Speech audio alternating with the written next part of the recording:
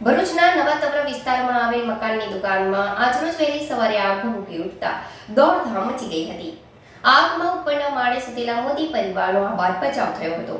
આગની જાણ થતાં પાલિકાના ફાયર ટેન્ડરોએ દોડી આવી આગ પર કાબુ મેળવ્યો હતો, પરંતુ આગમાં દુકાનનો સંપૂર્ણ માલ સામાન બળીને ખાખ થઈ ગયો હતો।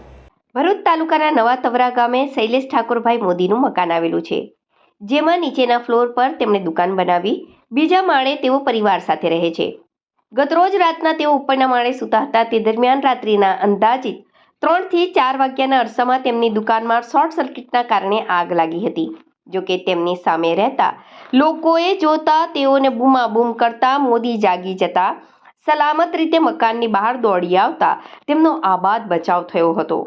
આગની જાણ સ્થાનિકોએ ભરૂચ નગરપાલિકાના ફાયર બ્રિગેડના લાશ્કરોને કરતા તેઓ ટીમ સાથે 2 ફાયર ટેન્ડરો સાથે તાત્કાલિક સ્થળ પર દોડી આવી પાણીનો મારો ચલાવી ભારે જહેમત બાદ આગ પર કાબુ મેળવ્યો હતો। આગની ઘટનામાં મોદી પરિવારની દુકાન અને મકાનને ભારે નુકસાન પહોંચતા અંદાજિત 15 લાખનું આર્થિક નુકસાન થયું હોવાનું જાણવા મળ્યું છે। મારું નામ શૈલેષભાઈ ઠાકોરભાઈ મોદી છે। નવાતવરા ગામમાં રહું છું અને કાલે રાતે લગભગ 3:30 વાગ્યાની આજુબાજુ મારા ઘરમાં આગ લાગી હતી। જોકે અમને તો 4 વાગ્યા સુધી 4 વાગ્યા પછી ખબર પડી। સામેવાળાએ અમને બૂમ પાડી કે ભાઈ તમારા ઘરમાં કંઈક સળગે છે। અમે તો ઉપર સૂઈએ છીએ અને અમને ખબર પણ ના હતી। અમે ચાર માણસ છીએ, મતલબ કે હું, મારો સન, મારા વાઈફ અને એની વાઈફ।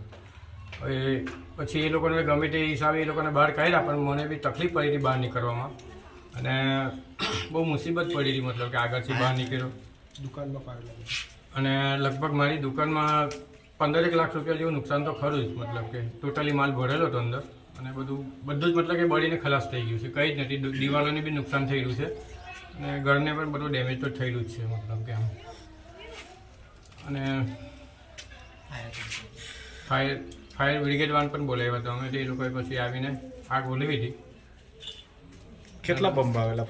ફાયરના 2 બંબ આવ્યા હતા અને બંને સારી મહેનત કરી અને આગને કાબૂમાં લીધી હતી। મતલબ કોઈકને નુકસાન થયું? ઘરમાં કોકને પણ નુકસાન નથી, બધા સારા જ છે। કોઈને બીજી કોઈ જાનહાનિ જેવું કંઈક છે નથી, મતલબ કે બધા સારા જ છે। મતલબ